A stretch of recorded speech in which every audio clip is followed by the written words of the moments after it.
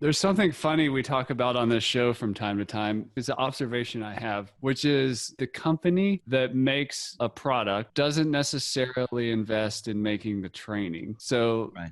companies like yours are making the training for people using this product. I just always find that observation interesting. However, I do not think it's impossible for product entrepreneurs to create training, to focus on training too, but it seems like there's often a capacity problem, like where all the resources go into the product, there's not much left over for training. We sprinkle what we can on documentation, but nobody really doubles down on training. At least in my observation, it's often it comes from another entrepreneur somewhere else or a series of entrepreneurs. There's so much potential out there around how to use and build things with digital products, software tools, physical products, building cool stuff and figuring out how to use a tool is where there's a huge opportunity in the online education. If you're trying to figure out which tool to build training around that you love and enjoy and are passionate about, maybe it's helpful to go after a big tool that has a pretty decent sized audience